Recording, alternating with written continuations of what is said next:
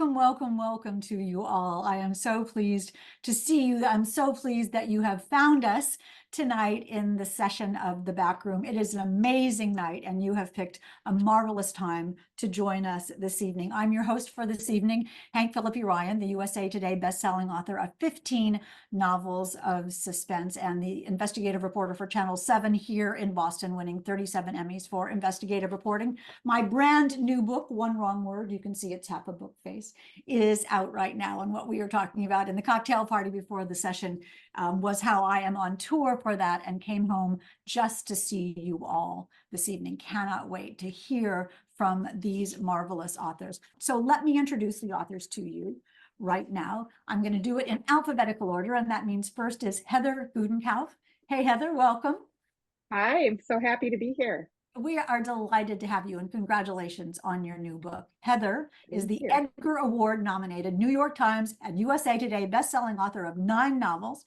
Her debut, The Weight of Silence, was an instant New York Times bestseller and remained on the list for 22 weeks.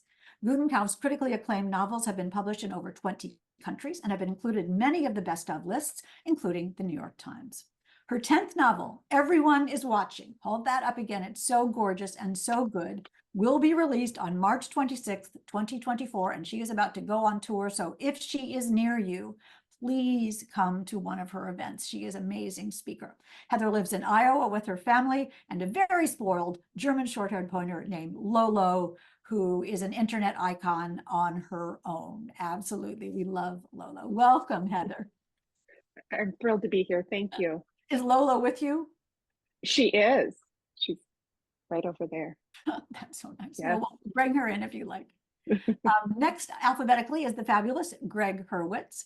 Gregg is the New York Times #1 internationally best-selling author of 24 thrillers, including the Orphan X series. His novels have won numerous literary awards and have been published in 33 languages. Gregg currently serves as the co-president of the International Thriller Writers. Additionally, he's written screenplays and television scripts for many of the major studios and networks. Lone Wolf, hold that up, is available now. Is the 9th novel, look at that, it's gorgeous, it's absolutely gorgeous, is the 9th novel in the Orphan X thriller series featuring Evan Smoke, a former Black Ops government assassin, also known as Orphan X. Book 9, Gregg, that's great. Thank you. It's good to be back here. Yeah, and you've just been on tour. Yeah, I'm with you, a different city every day. I keep forgetting what time zone I'm in, but it is lovely to get to go do it.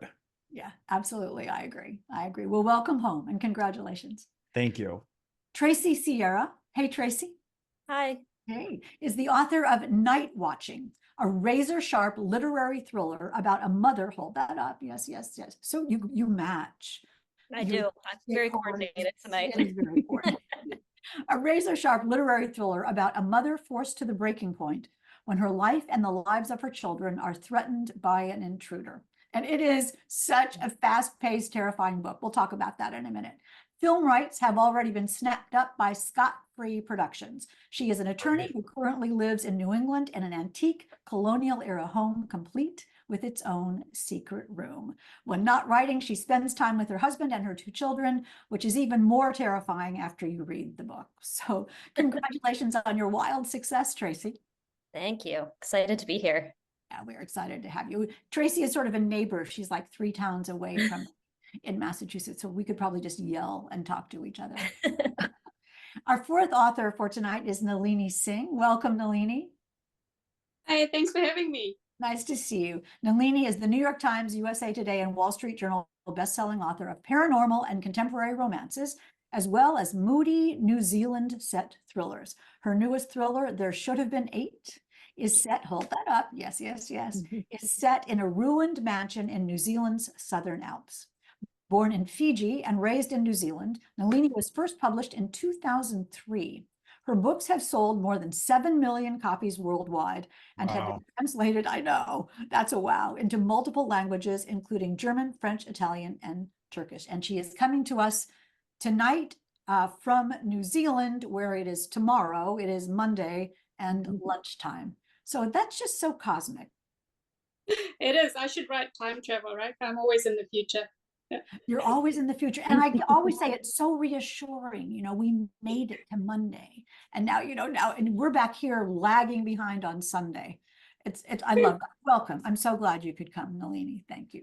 Yeah, I'm a newbie, so yeah, I'm really looking forward to this. So tonight we will start, as always, with our 20 questions, and not really 20 questions. They're really about 12 questions. Each author will get 3 quick questions, and maybe you'll learn a little bit about them in order for us to go into our breakout rooms. And I'll start the questions in the order that I see you on camera. So that means, Gregg, you are first. Your first question is, what was your first job? Oh my God. I worked with prison release workers in firehouses that had been burnt down, swinging a sledgehammer to break down the firehouses and to film stuff for insurance damage. It was a very strong of back, weak of mind kind of job. So you were like a destruction specialist. Yeah, I can't build anything, so the only thing I could do is tear things apart somewhat adequately with a sledgehammer, since I can't build anything. So that was my first job. Yeah, I'd get home and have to like shower top to bottom 3 times because it was just soot and ash under my nails and in my hair. And that's really, well, we'll talk about that, because I'm sure you heard a lot of good stories, or did you? it was great. Yeah, a lot of the guys were out on prison release, which was really cool. Really interesting crew. Yeah. So, and that's how you got to write your thrillers, is by using those stories. And you tear stuff down in books too. I love it all. It's all fodder for novels. It's all fodder for novels. Tracy, you are the next up. Tracy, what did you want to be when you grew up? When you were a little girl, what did you want to be when you grew up? Yeah, I not to be too obvious, but definitely wanted to be a writer from the get-go. I would get in trouble kind of telling scary stories to my little friends over at sleepovers, and it was kind of the only bad girl thing I ever did, and pretty intoxicating. So your only bad girl thing was telling stories at scary stories? Yeah, and getting in a lot of trouble, because people would say, she's not allowed to come over to your house anymore. So that's pretty scary. That's really Yeah. scary. I love that. And what do they say now? Do you know any of them? Yeah, actually, I had a little pre-order signature campaign, and my best friend from kindergarten ordered one of them and had me put a little message in there reassuring her that everything was going to be fine. That's adorable. I love your past. That's wonderful. Nalini, describe one thing on your writing desk. Oh, one thing on my writing desk. So I'm not one of these really super neat people. Like, you see these Instagram desks and they're so, like, my desk is chaos, like, in general. I like it that way. But I have, so I write series for my romances, and so I have this massive folder, and it's all handwritten notes, continuity notes, because it's a huge world, so I have to keep track of people's birthdays. I once almost made someone 11 months pregnant because I lost track of their pregnancy over multiple books. So I have multiple timelines, and yeah, so I have this very precious folder, and I keep thinking I need to scan all this in, because if something happens to this folder, I'll just die, just curl up in a corner somewhere. That sounds like a good plot, though, doesn't it? Somebody takes someone's series Bible. Yeah. I like it. I like it. How did you finally fix the 11-month pregnancy? I did. I picked it up actually because of a timeline that I had. So it just made me very aware of just always checking timelines. Even when I think I know which day it is in the book or which month it is in the series, I'm like, okay, no, check your timeline, because you might be off. Yeah. And then you'll have a 40-hour day like I had once. It's all. Heather, what was your first car? Oh gosh, my first car was a Plymouth Arrow that was a hand-me-down from my brother, who wrecked it. And then he and my dad fixed it up and painted it white, and it never quite ran right after that accident. And you could get into my car from the hatchback. So people at my school would climb in my hatchback, put the car in neutral, and move it to the farthest end of the parking lot as a little prank. So every day I had to come out of school and look for my car. So it was an adventure. Really good friends. Yeah. A Plymouth Arrow? Yeah, I don't think they make them anymore. No, well, but that's classic. So you Mm-mm. had a classic car and you were always hospitable with the car by letting people just. Before we go on into our breakout rooms now, thank you all for those marvelous questions. And I know that has given you all something to talk about in the back rooms. If you didn't already have a million questions, now you have more, like what is an arrow as a car? But do let us go on to our book recommendations now. We have asked each of the authors to recommend a book that they love, that they want you to read as well. Again, Karen and I want your to be read piles to go up and up and up, and this is part of that. So Gregg, we'll start with you. What book are you recommending? There's a book by Claire Keegan called Small Things Like These, which is absolutely extraordinary. She's an Irish writer, and she's from that, you can feel it like soaked into the bone marrow, that Irish tradition of storytelling. And it's a story about when the girls were put in the laundries, when they would be get pregnant and they were raised through the church. And it's very Dickensian. It's like it's a Dickensian kind of book, and there's not a spare word. It's a tiny sliver of a book. It's a novella, and the characterization is so profound and the themes are so beautiful and it is so perfectly structured and shaped. It's a complete marvel. Tracy, what book are you recommending? I'm recommending 27 Minutes, sorry for the glare, by Ashley Tate. She's another debut author. It's about a car accident and 10 years later, kind of the secrets and lies around a death that occurred kind of coming to light. Really nails small town life, has a really unique ending. So I just thought it was kind of a more literary leaning, unexpected, interesting read. Terrific. I haven't heard of this, so thank you for that. That looks just like my kind of book. So thank you. Nalini, what are you recommending? Okay, so I actually listened to this book. It's The Forever Witness by Edward Humes on audiobook. So here's my phone with the audio. It's a nonfiction, and it's about a cold case that was solved using genetic genealogy. And it's just fascinating. The case itself is, it's quite grim, it's quite dark.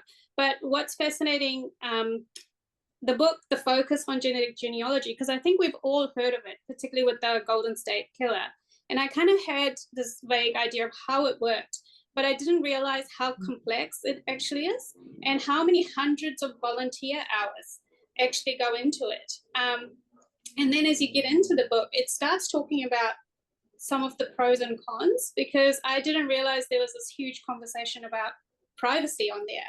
Because just because my cousin put their DNA online, does that mean you have a right to my DNA, which is part of their DNA? It's a really, really excellent book. Heather, what are you recommending?